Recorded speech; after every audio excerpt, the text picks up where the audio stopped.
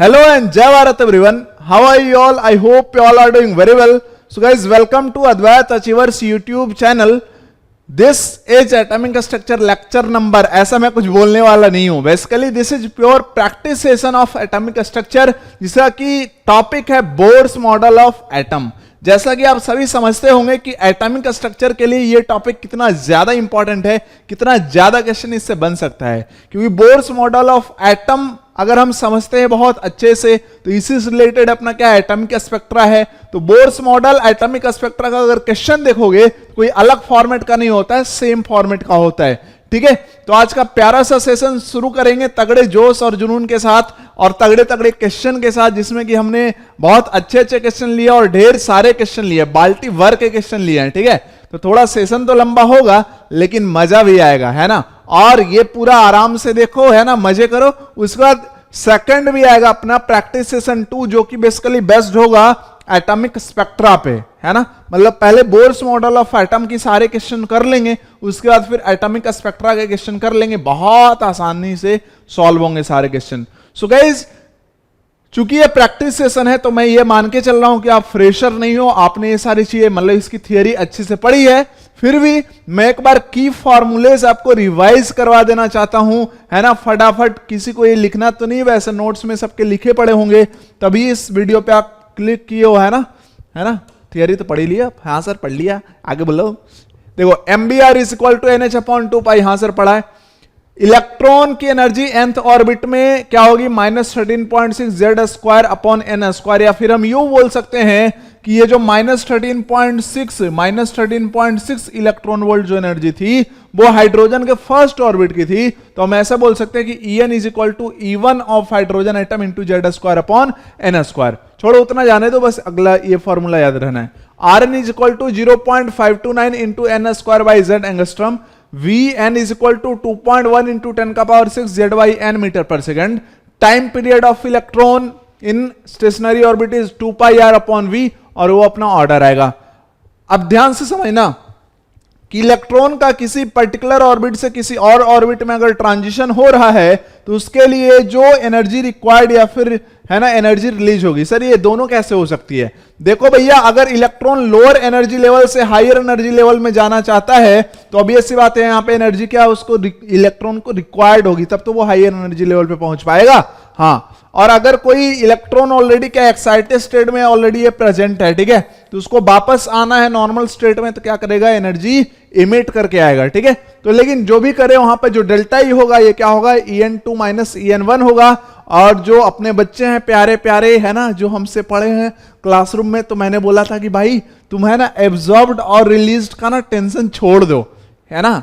दो फॉर्मूले पे काम हमें नहीं करना है, सिंपली तुम ये फॉर्मूला लिखो, याद रखना है N2 > N1, है ना. और ये जो डेल्टा ई है यही किसके बराबर होगा, Sc/λ के बराबर होगा. जो वेवलेंथ का फोटोन या तो एब्जॉर्ब करेगा हायर एनर्जी लेवल पे जाने पे, या फिर इलेक्ट्रॉन ऑलरेडी क्या है हायर एनर्जी लेवल प्रेजेंट है तो लोअर एनर्जी लेवल पे आने के लिए फोटोन इमिट करेगा, उसकी वेवलेंथ लैम्डा है.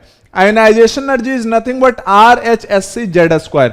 बिकॉज आयनाइजेशन एनर्जी मतलब क्या होता है, आयनाइजेशन एनर्जी जैसे अगर हम बात करें हीलियम प्लस की या हाइड्रोजन की या लिथियम 2+ की, मतलब hydrogen and hydrogen like atom की, तो इसमें एक ही इलेक्ट्रॉन है तो वो कहां प्रेजेंट होगा, फर्स्ट वाले ऑर्बिट में होगा.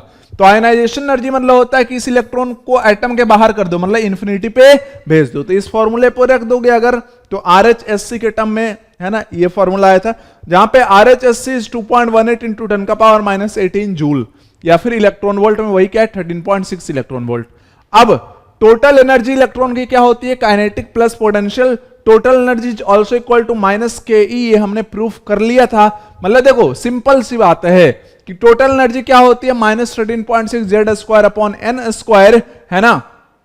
तो काइनेटिक एनर्जी क्या हो जाएगी, उसका बस साइन हटा दो, 13.6 Z²/n². ये तीनों फॉर्मूला बहुत ही ज्यादा इंपॉर्टेंट है. और जो पोटेंशियल एनर्जी होगा ये क्या होगा, -2 इंटू काइनेटिक एनर्जी, या फिर यू बोला कि 2 इंटू टोटल एनर्जी. ठीक है, तो पोटेंशियल एनर्जी तो लिख दिया यहां पे, बहुत बढ़िया किया, बहुत बढ़िया किया. क्लियर है बात. अच्छा, अब स्पेक्ट्रम की भी वैसे मैंने फॉर्मूला यहां पे लिख दिए हैं कि स्पेक्ट्रम जो हम पढ़ते थे वहां पे तो 1/λ, जिसको वेव नंबर बोलते थे, this is equal to RHS² 1/n1² - 1/n2². ठीक है, हाँ. और स्पेक्ट्रल लाइंस का भी यहाँ पे फॉर्मूला लिखा हुआ है। तो आई होप कि ये सारी चीजें आपको बेसिक सी क्लियर होगी। तो इतना हमने रिवीजन कर लिया फॉर्मूले का, अब बढ़ते हैं क्वेश्चन की तरफ।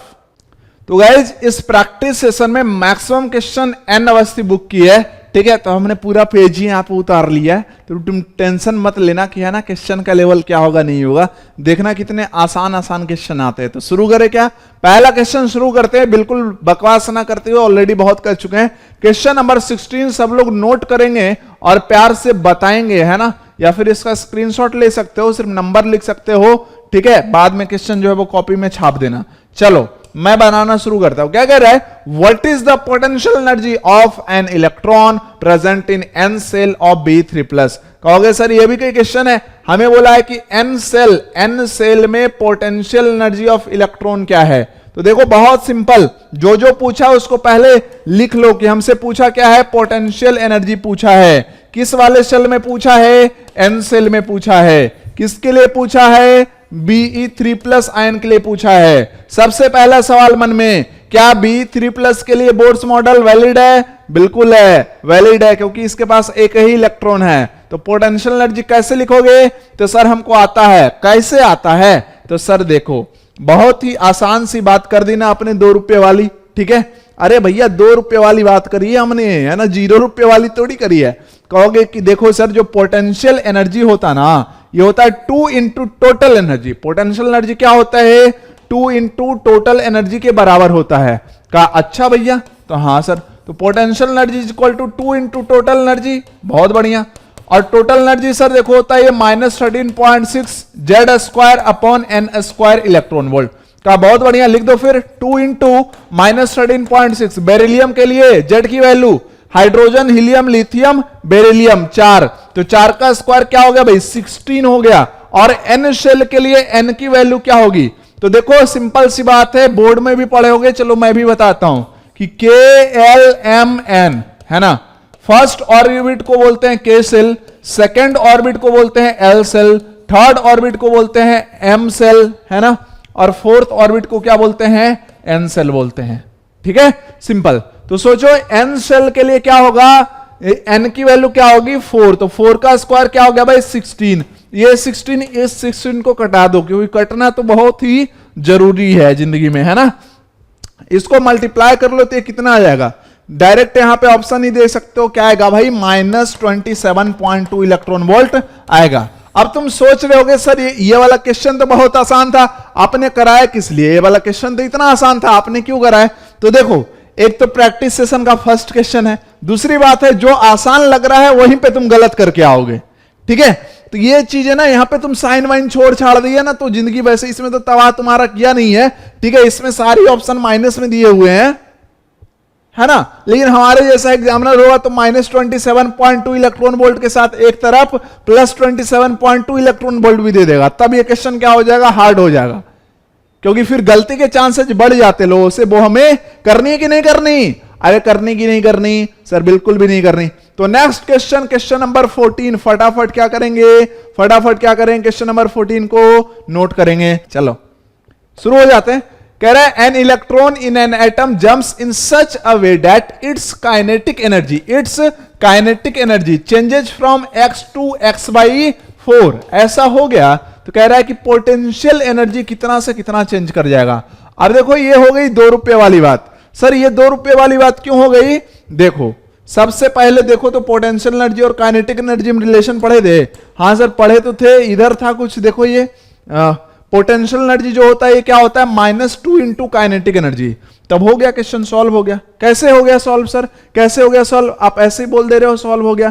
देखो भैया पोटेंशियल एनर्जी क्या होता है -2 इंटू काइनेटिक एनर्जी, मतलब जहां पे जिस ऑर्बिट में पहले इलेक्ट्रॉन था उसकी काइनेटिक एनर्जी x थी, तो वहां पे पोटेंशियल एनर्जी क्या रही होगी -2x रही होगी, हाँ या ना, अरे हाँ या ना बोल यार, -2 से बस काइनेटिक एनर्जी मल्टीप्लाई कर दे। और जहां कूद के भागा इलेक्ट्रॉन, यहां पे भी पोटेंशियल एनर्जी क्या -2 से मल्टीप्लाई कर दे, तो -2x/4 हो गया। तो डिफरेंस पूछा तो फाइनल माइनस इनिशियल कर दे, तो यहां पे जो डिफरेंस इन पोटेंशियल एनर्जी आएगा ये क्या हो जाएगा, फाइनल कितना -2x/4, माइनस इनिशियल कितना -2x, ये क्या हो जाएगा -2x/4 प्लस क्या हो जाएगा 2x है ना, 4 क्या ले ले, 4 ले ले एलसीएम, ये हो गया क्या अपना -2x प्लस 4 दूना 8, ये क्या हो गया 6s डिवाइडेड बाई 4, ये क्या हो गया 3/2x।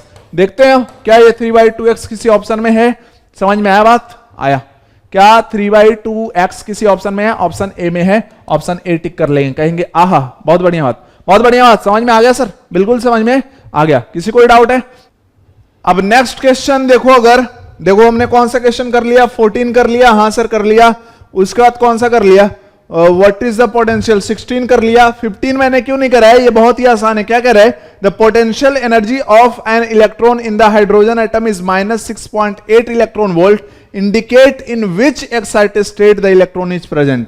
अब ये बहुत सिंपल सी कहानी होगी कि ये कह दिया है क्वेश्चन में, क्वेश्चन नंबर 15 में कि पोटेंशियल एनर्जी क्या है -6.8 इलेक्ट्रॉन वोल्ट है, तो एक काम करो ना कि इसकी टोटल एनर्जी निकाल दो, तो पोटेंशियल एनर्जी और टोटल एनर्जी में तो हमको रिलेशन पता ही है, ठीक है, धीरे धीरे ये सारी चीज याद हो जाएगी कि देखो भैया टोटल एनर्जी और पोटेंशियल एनर्जी क्या है, टोटल एनर्जी जो होगा वो पोटेंशियल एनर्जी डिवाइडेड बाई 2 होगा, ठीक है, हाँ मुझे बार बार इधर उधर करना पड़ रहा है, तो ये हो गया -6.8 डिवाइडेड बाई 2 इलेक्ट्रॉन वोल्ट, इतना होगा, हाँ होगा, तो इसका मतलब है कि टोटल एनर्जी क्या आ गई -3.4 इलेक्ट्रॉन वोल्ट आई या नहीं आई, बिल्कुल आई, तो बताना कि चूंकि ये हाइड्रोजन एटम है तो टोटल एनर्जी -3.4 इलेक्ट्रॉन वोल्ट किसकी होती है, किस वाले शेल की होती है, तो फर्स्ट में -13.6 इलेक्ट्रॉन वोल्ट, सेकंड वाले में क्या होता है -3.4 इलेक्ट्रॉन वोल्ट, इसका मतलब कि इलेक्ट्रॉन कहां प्रेजेंट है, सेकंड वाले ऑर्बिट में प्रेजेंट है, बात समझ में आता है। क्वेश्चन नंबर 15 भी हो गया, नेक्स्ट क्वेश्चन नंबर 16 तो कर ही लिया ना, 17 the kinetic and potential energy in electron volt of electron present in third Bohr's orbit of hydrogen atom are respectively, क्या इसको मुझे बताने की जरूरत है, नहीं सर हम बना लेंगे, आप छोड़ दो, ठीक है, काइनेटिक एनर्जी का इक्वेशन भी हमें पता है, ठीक है, और पोटेंशियल एनर्जी का भी इक्वेशन पता है Z² के फॉर्म में, तो ये तो क्वेश्चन हो जाएगा। अभी सर आपने इतना करा है तो समझ में आया ना, हाँ समझ में आया कि भाई देखो पोटेंशियल एनर्जी क्या हो जाएगा, टोटल एनर्जी क्या होता है, potential energy divided by 2, total energy क्या होता है, पोटेंशियल एनर्जी डिवाइडेड बाई 2 होता कि नहीं, पोटेंशियल एनर्जी क्या होगा 2 इंटू टोटल एनर्जी, मतलब क्या हो जाएगा, पहले टोटल एनर्जी लिख लो, उसमें 2 से मल्टीप्लाई कर लो, सिंपल, ठीक है, तो ऐसा कहानी कर सकते हैं। इसमें जो अच्छा क्वेश्चन है वो है अपना क्वेश्चन नंबर 19, क्वेश्चन नंबर 19 मैं चाहूंगा कि सब लोग नोट करें, और ये नोट कैसे करेंगे सर बताइए आप, क्वेश्चन नंबर 19 नोट करो सब लोग, क्या कह रहा है क्वेश्चन नंबर 19 में, what atomic number of an element X would have to become so that the fourth orbit around X would fit inside the first Bohr's orbit of hydrogen atom। यहां पे एक बहुत ही सिंपल सा question पूछा जा रहा है, सबसे पहले तुम इस क्वेश्चन को लिखो और पढ़ो तब ये समझ में आ रहा है, मैं इसको शॉर्ट में समझाने की कोशिश करता हूं आपको, ठीक है, मैं इसको शॉर्ट में समझाने की कोशिश करता हूं, ठीक है, कर लो सर, रोका आपको है किसने, रोका आपको किसने है, क्वेश्चन नंबर कौन सा, question number 19, what atomic number of an element x, मतलब एक्स की एटॉमिक नंबर हमसे पूछ रहा है, एक्स की हमसे क्या पूछ रहा है, एटॉमिक नंबर पूछ रहा है, would have to become so that fourth orbit of x, मतलब इसका क्या लेना है, एक्स का फोर्थ वाला ऑर्बिट, एक्स का कौन सा लेना है भाई, फोर्थ ऑर्बिट, ठीक है, would fit inside the first Bohr's orbit of hydrogen atom, जो कि क्या हाइड्रोजन एटम के फर्स्ट बोर्स ऑर्बिट में है ना फिट हो जाए, तो इसका मतलब क्या है कि देखो ये क्या कह रहा है कि हाइड्रोजन एटम के फर्स्ट ऑर्बिट में ही फिट हो जाए, तो इसका मतलब क्या है कि इस एलिमेंट का फोर्थ ऑर्बिट का रेडियस बराबर होना चाहिए किसके, बोर्स के, मतलब हाइड्रोजन एटम के फर्स्ट ऑर्बिट के रेडियस के, तभी तो क्या होगा उसमें एग्जैक्टली फिट हो जाएगा। बात क्लियर है, तो हाँ सर बात तो कुछ कुछ समझ में आ रहा है, आपकी बात तो हमको समझ में आ रहा है कि फिटिंग का कंडीशन क्या है, मतलब हम ये कह सकते हैं कि radius of fourth orbit of x should be radius of first orbit of hydrogen atom, तभी तो फिट हो पाएगा। हाँ अब देखो किसी भी hydrogen and hydrogen like element के लिए अगर हम रेडियस लिखते हैं महाशय, अगर हम क्या करते हैं रेडियस लिखते हैं तो उसका जनरल फॉर्मूला क्या होता है 0.529 into n² upon z angstrom, और फर्स्ट ऑर्बिट ऑफ हाइड्रोजन का क्या होगा रेडियस 0.529 एंगस्ट्रॉम। ठीक है, ये तो अब देखो ध्यान से, ये ध्यान समझना, ये तो ऐसे ही उड़ गया, n की वैल्यू क्या हो गई 4 होगी, मतलब ये क्या हो गया 4 का square divided by z is equal to 1। तो इसका मतलब z की वैल्यू क्या होगी 4 का स्क्वायर, मतलब क्या आएगा 16 आएगा। तो 16 आएगा तो कोई ना कोई तो ऑप्शन में होगा ही, है ना। 19 के ऑप्शन सी में क्या है 16 है। ठीक है, हाँ समझ में आ गया। अब ये क्वेश्चन जो 20 अपना, the ratio of velocity of the electron in the third and fifth orbit of Li2 plus would be. तो ये हमने करा दिया रेगुलर क्लास में, आई होप वैसे भी कर लेना है। क्या है इसमें फॉर्मूला है, जैसे चलो एक बार फिर से करा देता हूं। सब लोग पहले क्वेश्चन लिख लिए हो ना, क्वेश्चन लिख लिए हो क्या?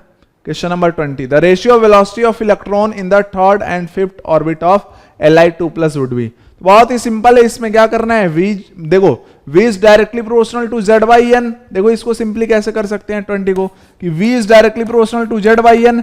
कहने का मतलब जो v1 हो अपॉन v2 अगर करें तो ये बेसिकली क्या होगा z1 upon n1 divided by z2 upon n2, जिसको क्या होगा और अच्छे से प्यार से लिखे तो z1 अपॉन n1 इंटू क्या हो जाएगा n2 अपॉन z1। होगा कि नहीं होगा? होगा।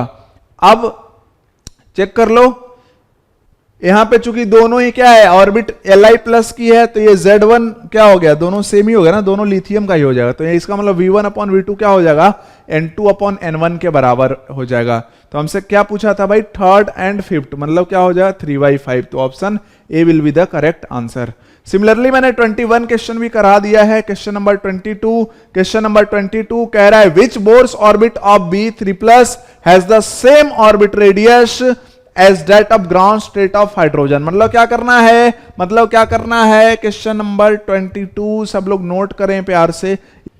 विच Bohr's orbit of B3+ has the same orbit radius as that of the ground state of hydrogen. बहुत ही सिंपल सी बात है, कह रहा है कि विच बोर्स ऑर्बिट ऑफ B3+, मतलब हमको क्या निकालना है, n की वैल्यू निकालना है, has the same orbit radius. तो बस यहां पर क्या करना है कि B3+ है और हाइड्रोजन एटम के, है ना, ग्राउंड स्टेट के रेडियस के बराबर होना चाहिए। तो R लिख दो। तो R जैसे हमको बेरिलियम 3+ का लिखना है तो ये क्या हो जाए R ऑफ बेरिलियम 3+, ये क्या होता है भाई 0.529 इंटू n स्क्वायर, नहीं पता z, चूंकि बेरिलियम है तो बेरिलियम के लिए z की वैल्यू होगी 4, और बोला है कि ये किसके बराबर होना चाहिए, ग्राउंड स्टेट हाइड्रोजन के रेडियस। तो हाइड्रोजन का ग्राउंड स्टेट क्या होता है n = 1, मतलब ये हो जाएगा 0.529 एंगस्ट्रॉम के बराबर, है ना, हाइड्रोजन के फर्स्ट ऑर्बिट का radius into n square by 4। ये और ये कट गया तो n की वैल्यू यहां से क्या आ जाएगी 2 आ जाएगी। ठीक है, बहुत ही सिंपल सी बात है यार, ऑप्शन बी हो जाए क्वेश्चन नंबर 22 का। Question number 23, select the incorrect graph, select the incorrect graph for velocity of electron in N orbit versus z 1/n and n। मतलब वेलोसिटी का ग्राफ बनाया गया है वर्सेस z का एक ग्राफ बनाया, फिर एक 1/n के बनाया और एक n के बनाया। तो कौन सा यहां पे इनकरेक्ट है, ध्यान रखना क्या पूछा है, इनकरेक्ट कौन सा है। देखो फर्स्ट ग्राफ v और n के बीच है, सेकंड ग्राफ v 1/n के बीच है, थर्ड ऑप्शन में जो ग्राफ है वो v और z के बीच है, फोर्थ ऑप्शन में v और n के बीच है। देखो जब भी ग्राफ बनाना हो तो अभी तक हमने क्या पढ़ा है कि सिंपल एक काम करना है, बेसिक इक्वेशन पे ध्यान देना, उसी से ग्राफ आएगा। तो v का बेसिक इक्वेशन अपना क्या है, तो v का बेसिक इक्वेशन है 2.18 into 10⁶ z/n metre per second, यही तो है।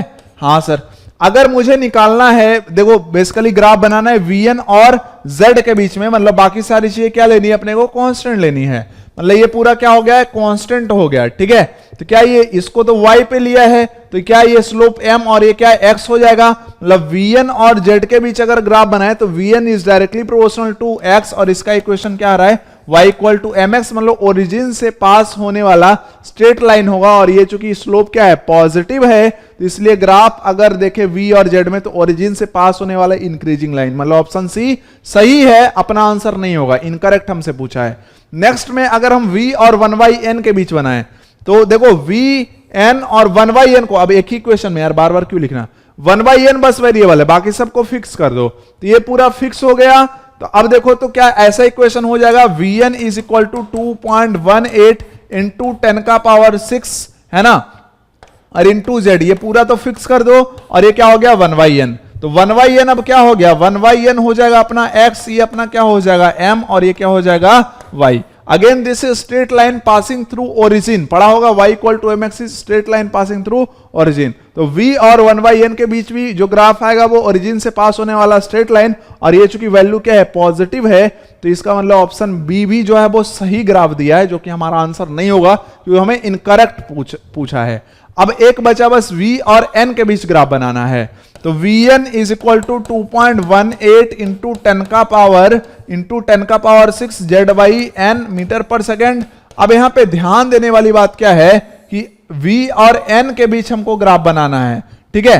तो Vn this will be equal to, ये पूरा को कांस्टेंट कर दो तो ये हो गया अपना 2.18 इंटू 10 का पावर 6 इंटू Z, है ना, और इंटू क्या होगा 1/n। n क्या है यहां पे, मान लो कि भाई ये तो x है, ठीक है, क्योंकि हमको ग्राफ बनाना कि इसके Vn क्या अपना y है, और चलो भाई, और ये क्या हो गया अपना x हो गया। तो अगर तुम ध्यान से देखो तो y is equal to constant into 1/x है, इसको अगर करो तो xy इज इक्वल टू क्या आ जाएगा कांस्टेंट, ये पूरा क्या है भाई कांस्टेंट है। और ये जो इक्वेशन होता है ये होता है रेक्टेंगुलर हाइपरबोला का। सर ये सब तो हमने पढ़ा ही नहीं, अरे पढ़ोगे जिंदगी में आगे चल के। रेक्टेंगुलर हाइपरबोला, कौन बोला हाइपरबोला, कौन बोला हाइपरबोला, ठीक है। और रेक्टेंगुलर हाइपरबोला मतलब क्या होता है अभी, है ना, ये पॉजिटिव सेक्शन में ऐसा ग्राफ होता है, एक इधर भी बनता है लेकिन ये निगेटिव सेक्शन में बनता है। अपना वेलोसिटी चूंकि निगेटिव नहीं होगा तो ये वाला तो ग्राफ नहीं आएगा। तो v और n के बीच अगर ग्राफ देखें तो ये वाला क्या है सही है, ये वाला क्या है सही है। तो v और n के बीच ये वाला जो ग्राफ है जो डिक्रीजिंग स्ट्रेट लाइन है ये क्या है गलत है, और चूंकि हमें इनकरेक्ट चूज करना था तो अपना आंसर क्या होगा ऑप्शन डी हो जाएगा। बात क्लियर। नेक्स्ट क्वेश्चन अपना है 25 जिसको हमको सॉल्व करना है। According to Bohr's atomic theory which of the following relation is correct. First में लिखा है potential energy of electron is directly proportional to Z² upon n²। Second में लिखा है the product of velocity of electron and principal quantum number directly proportional to Z²।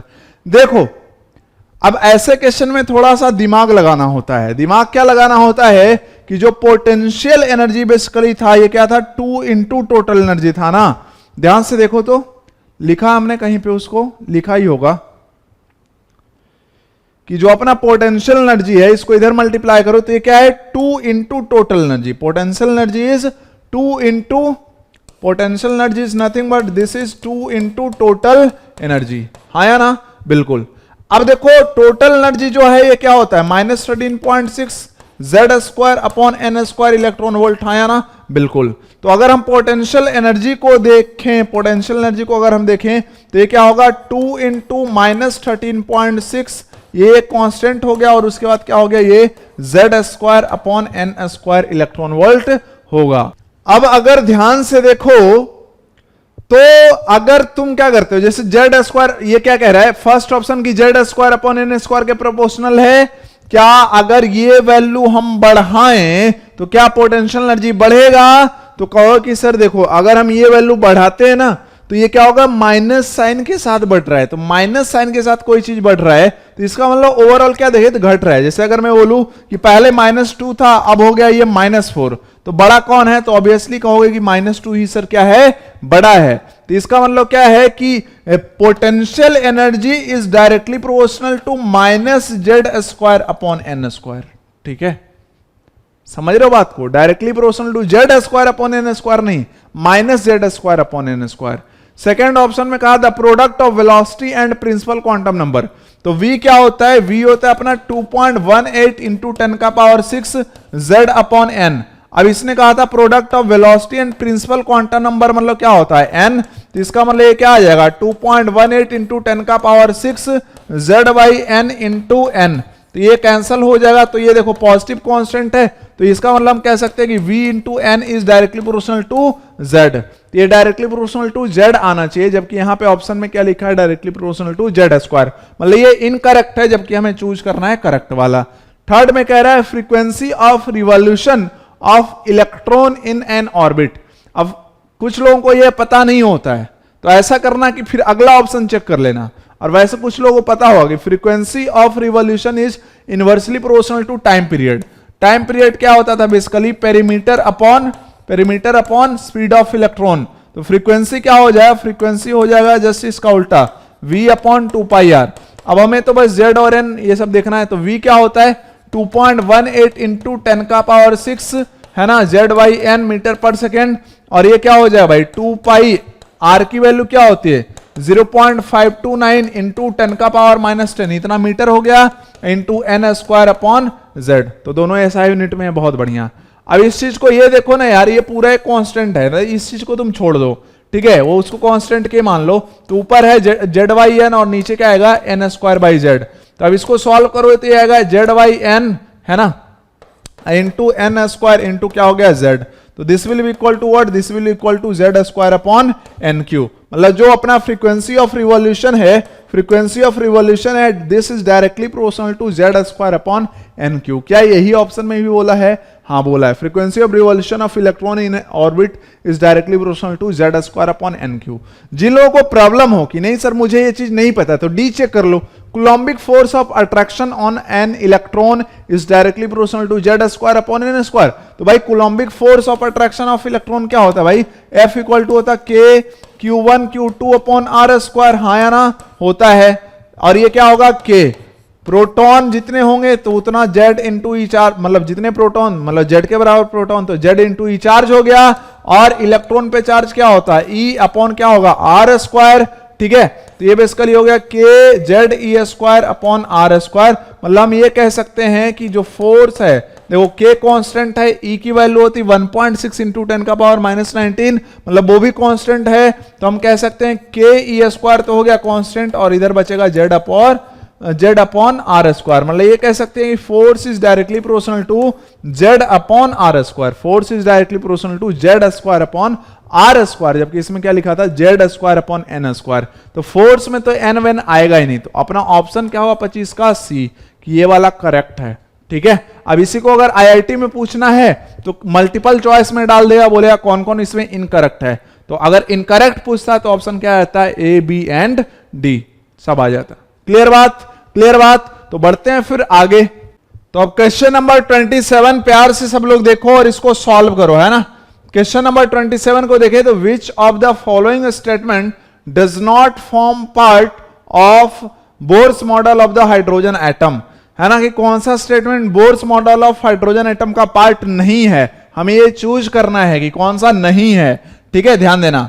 तो simply अगर हम देखें, चेक करें, फर्स्ट ऑप्शन बोल रहा है energy of the electron in the orbit is quantized. क्या बोला था बोर्स ने कि जो इलेक्ट्रॉन है वो ना तो एनर्जी गेन करता है ना ही लॉस करता है एक पर्टिकुलर ऑर्बिट में। मतलब जो एनर्जी ऑफ इलेक्ट्रॉन है वो क्या है, क्वांटाइज्ड है।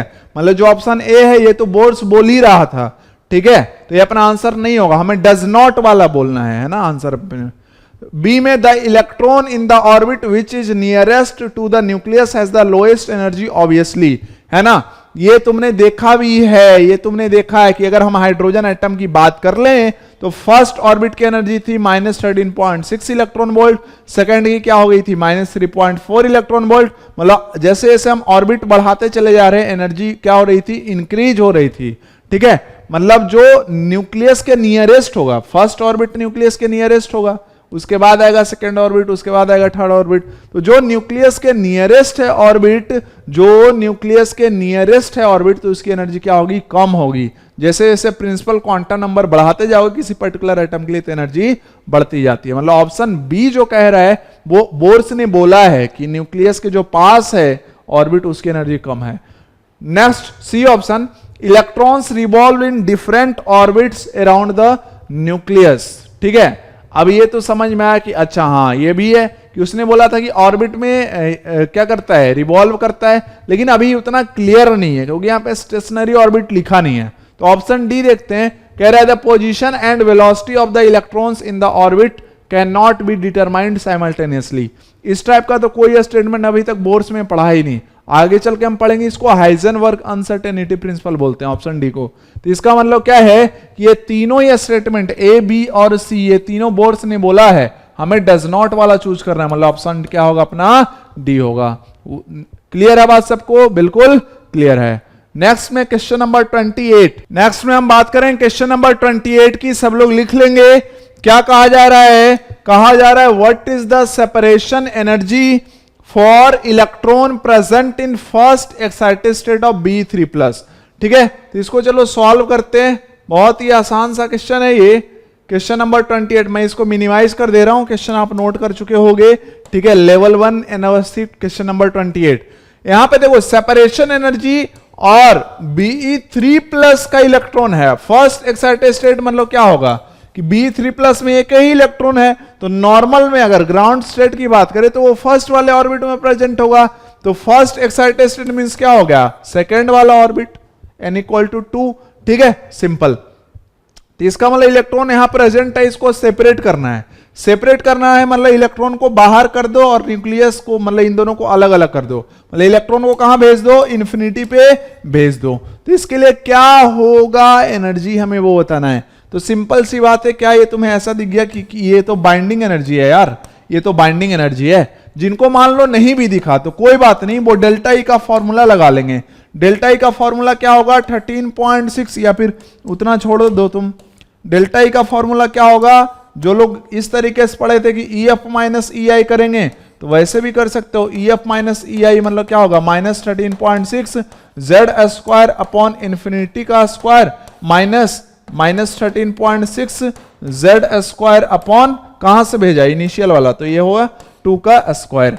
तो ये देखो इधर Z², Z की वैल्यू रखो तो हाइड्रोजन, हीलियम, लिथियम, बेरिलियम, 4 का स्क्वायर, किसी पर्टिकुलर नंबर को इन्फिनिटी से डिवाइड करो 0 आएगा, ठीक है। मतलब इधर वाला टर्म हो गया 0, माइनस माइनस क्या हो गया प्लस, ठीक है। और फिर हो गया ये 13.6 इंटू Z², मतलब 4 का स्क्वायर अपॉन क्या हो गया 2 का स्क्वायर, ठीक है। अब इसके बाद बहुत ही सिंपल है, ये क्या हो गया 13.6, 4 चौके 16 और 2 दूना 4, ठीक है। कोई ऐसा नहीं होगा कि स्क्वायर डायरेक्ट काट दिया, कहा 4/2 होता है ना, ऐसा नहीं कर देना। इतना इलेक्ट्रॉन वोल्ट होगा, मतलब 13.6 इंटू 4, मतलब 13 चौके है ना, कुछ आएगा 13 चौके 52, मतलब ऑप्शन डी होगा। 28 क्वेश्चन आपने नोट करा होगा, तो इसका ऑप्शन क्या आएगा, डी, 54.5 इलेक्ट्रॉन वोल्ट। तो सेपरेशन एनर्जी ऐसे कर सकते हैं, या फिर सेपरेशन एनर्जी मैंने बोला था, फॉर्मूला लिखवाया था कि ये बेसिकली क्या है, बाइंडिंग एनर्जी, जो कि बेसिकली क्या होगा 13.6 Z² अपॉन क्या होगा n²। तो ये हो जाता डायरेक्ट ही 13.6 और Z² मतलब 4 का स्क्वायर। कहां से सेपरेट करना है, किस वाले ऑर्बिट में है, तो 2 वाले ऑर्बिट में है, ठीक है। तो ये हो जाता 13.6, 4 चौके 16 अपॉन 2 दूना 4, इतना इलेक्ट्रॉन वोल्ट आता, मतलब वही आया, ठीक है।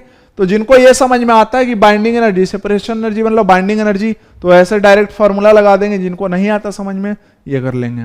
कुछ लोग सोच रहे होंगे सर आपने तो लिखवाया था कि जो बाइंडिंग एनर्जी है ये कितना होता है, RHSC Z² अपॉन n² होता है। तो मैंने ये भी तो लिखवाया था कि RHSC क्या होता है, 13.6 इलेक्ट्रॉन वोल्ट, या फिर जूल में लिखे तो ये होता है 2.18 इंटू 10⁻18 जूल। क्लियर, बात क्लियर, हाँ सर बात तो एकदम से क्लियर है। नेक्स्ट में क्वेश्चन देखो, नेक्स्ट क्वेश्चन अपना है 29, कह रहा है if in Bohr's model for, देखो जिनको नहीं दिखाई पड़ रहा है उनको क्या करना है, एन अवस्थी बुक से कर लो, या फिर मैं इसका PDF जो है वो लिंक में दे दूंगा, ठीक है। तो वहां से डाउनलोड कर लेना है ना, क्वेश्चन नंबर वहां लिख लेना कि if in Bohr's model for uni electronic atom time period of revolution is represented T(n)Z where n represents cell number and Z represents atomic number, then the value of what T12 T21, ये हमें बताना है, ठीक है।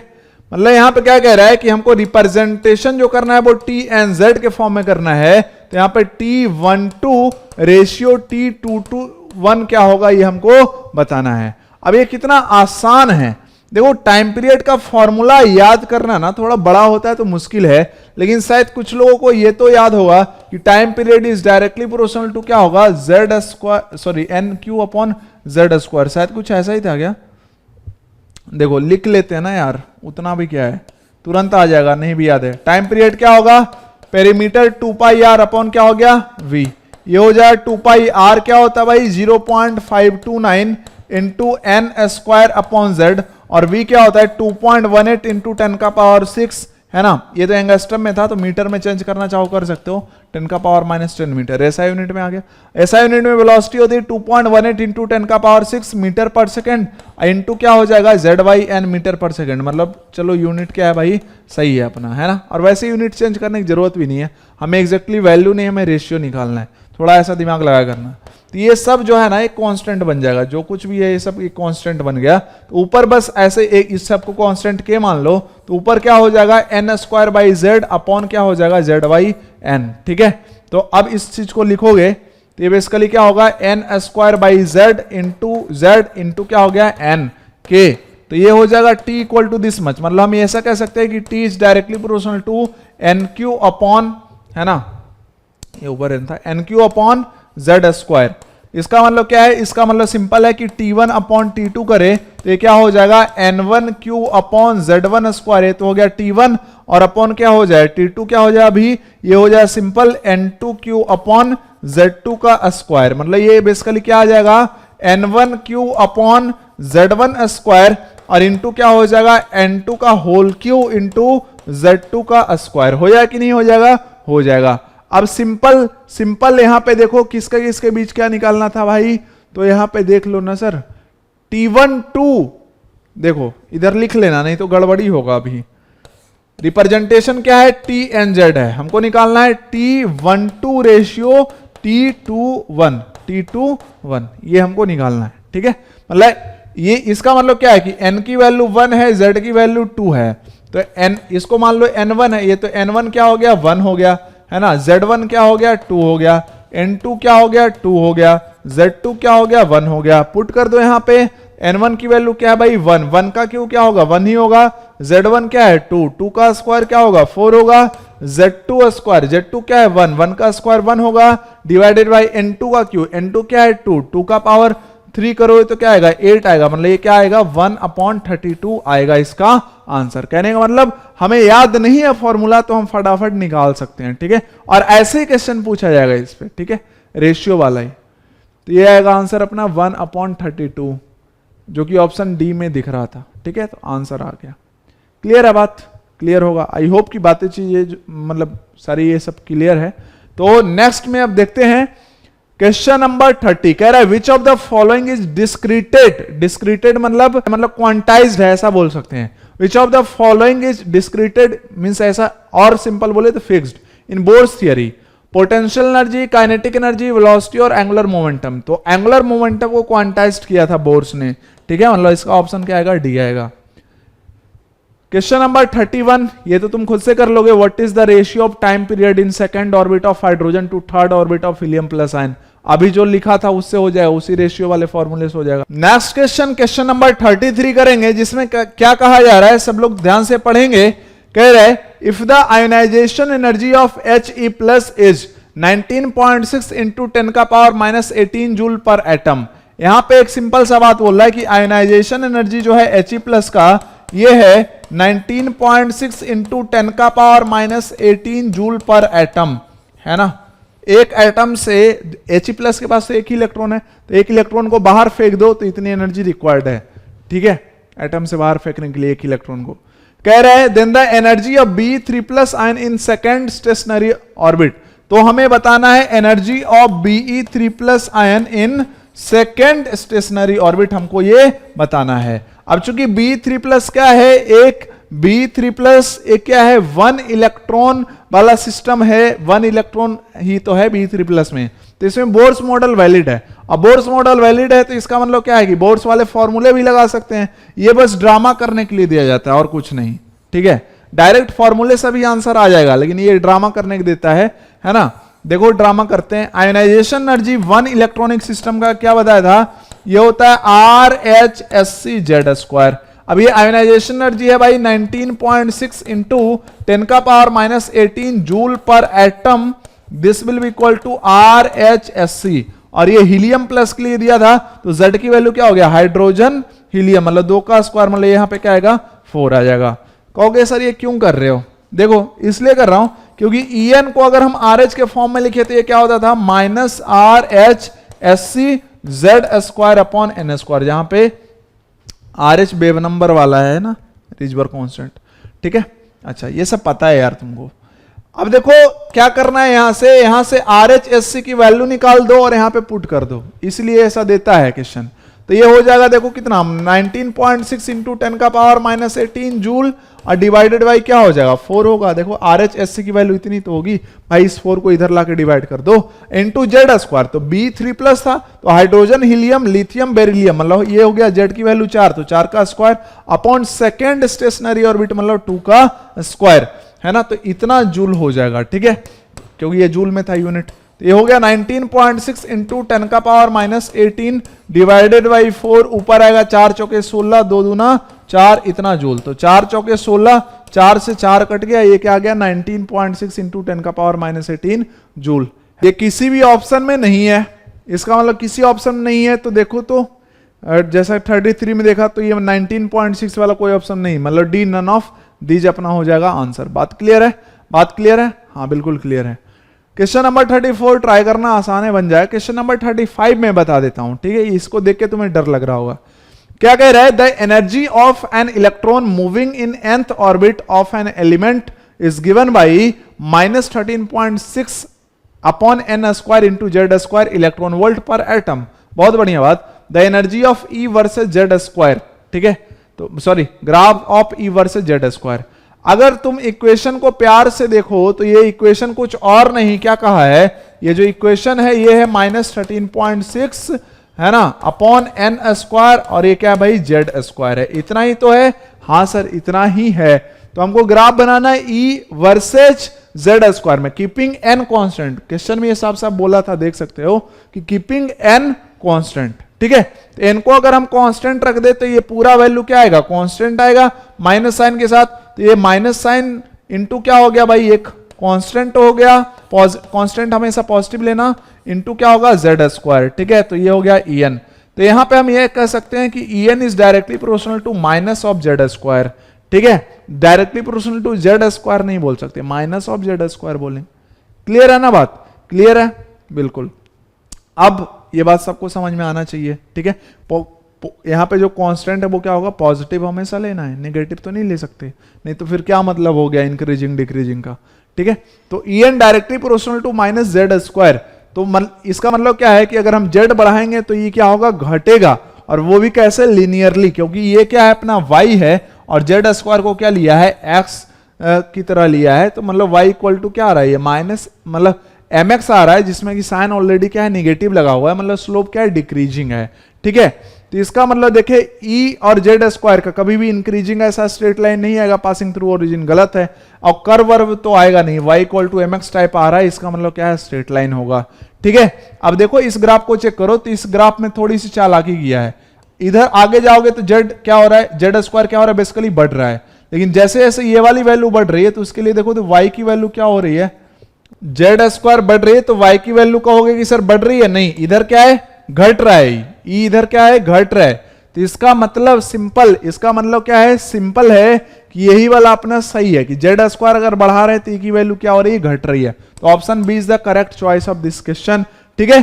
तो I hope कि सारे question समझ में आ गया होगा, जिनको देखने में तकलीफ हुई हो, है ना। अगली बार से मैं कोशिश करूंगा मैं कभी बुक का पेज ना उठाऊं आज के बाद, है ना बहुत ही गड़बड़ होता है मुझे पढ़ाने में भी, मतलब मेरा जो एक्चुअल स्टाइल है, बाकी जो 2 प्रैक्टिस सेशन है मोल कॉन्सेप्ट के उसका देखो, और इसमें तुमको लाख डिफरेंस समझ में आएगा, ठीक है। यहाँ पे क्या ना, मतलब माइंडसेट मेरा भी उतना अच्छा फिर नहीं रहता, मतलब चीजें डिस्टर्ब हो जाती है। खैर फिर भी आपको समझ में तो आया ही होगा चीजें, है ना, इतनी भी डिस्टर्ब नहीं थी, ठीक है। So thank you very much for watching this video, love you all.